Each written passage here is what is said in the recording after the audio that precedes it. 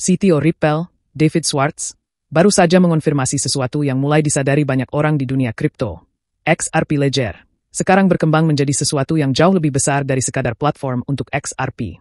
Langsung ke intinya, Schwartz memberikan pernyataan ini sebagai jawaban atas pertanyaan dari komunitas XRP, terutama dari seseorang bernama Ricky Tan. Ricky bertanya apakah orang-orang masih perlu hanya fokus pada XRP, atau sudah saatnya mulai memperhatikan aset-aset lain yang sedang dibangun di XRP Ledger.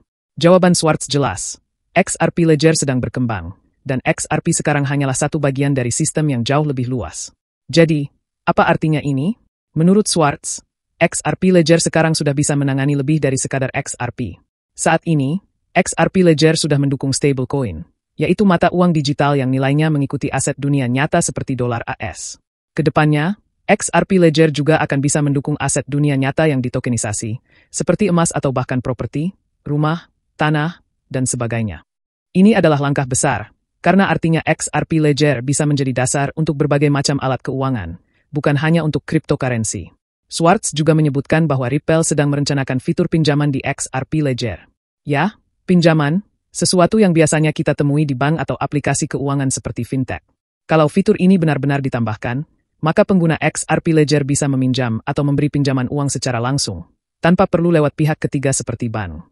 Semua hal ini menunjukkan bahwa visi Ripple terhadap XRP Ledger jauh lebih besar dari sekadar alat pembayaran dengan XRP. Ripple ingin membangun ekosistem keuangan yang lengkap dan terdesentralisasi. Tapi, bagaimana dengan XRP?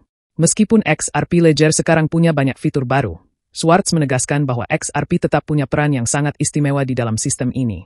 XRP adalah satu-satunya aset di XRP Ledger yang bisa langsung diterima oleh semua akun tanpa perlu mengatur trust ini terlebih dahulu. Dalam bahasa sederhana, XRP adalah mata uang bawaan di XRP Ledger. Selain itu, XRP tidak punya penerbit. Tidak ada perusahaan atau orang di balik XRP. Artinya, XRP bersifat netral dan mandiri, tidak seperti token-token lain yang biasanya dikeluarkan oleh organisasi tertentu. XRP Ledger juga punya fitur teknis penting bernama auto bridging. Ini terjadi saat sistem mencoba mencocokkan transaksi jual-beli berbagai token. Jika tidak ada likuiditas langsung antara dua aset, sistem akan memakai XRP sebagai jembatan agar transaksi tetap bisa terjadi. Karena itu, XRP lebih sering digunakan dalam transaksi, terutama jika dua aset lain tidak bisa langsung dipertukarkan. Dan jangan lupa, XRP adalah satu-satunya token yang bisa digunakan untuk membayar biaya transaksi di jaringan XRP Ledger. Ini menjadikan XRP tetap berada di pusat operasi XRP Ledger. Tapi, ada satu hal yang masih belum pasti. Schwartz juga mengangkat satu pertanyaan penting. Apakah penggunaan XRP Ledger yang makin luas benar-benar akan mempengaruhi harga atau nilai XRP? Ini adalah pertanyaan yang sangat masuk akal. Hanya karena makin banyak orang menggunakan XRP Ledger untuk menerbitkan stablecoin atau tokenisasi aset, bukan berarti mereka otomatis akan membeli atau memakai XRP. Schwartz mengatakan, belum jelas seberapa besar nilai XRP saat ini yang benar-benar berasal dari kegunaannya di dalam Ledger. Dengan kata lain, meskipun XRP Ledger makin berguna dan canggih, hubungan antara pertumbuhan XRP Ledger dan harga XRP tidaklah langsung dan mudah dijelaskan. Ini adalah poin penting bagi para investor dan pemegang XRP. Jika tujuan Ripple adalah untuk membangun sistem keuangan yang lengkap, seperti yang baru-baru ini dikonfirmasi oleh Schwartz, dengan XRP, XRP Ledger, dan RLUSD, stablecoin baru mereka, maka wajar kalau orang mulai bertanya, apakah semua inovasi ini akan secara langsung menguntungkan XRP? Untuk saat ini, jawabannya adalah, tergantung. Ripple memang sedang membangun pondasi untuk jaringan keuangan yang terdesentralisasi.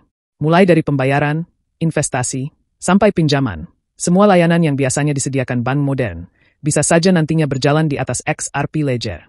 Ini tentu sangat menarik. Tapi, apakah ini akan membuat harga XRP naik? Itu masih menjadi pertanyaan yang belum terjawab.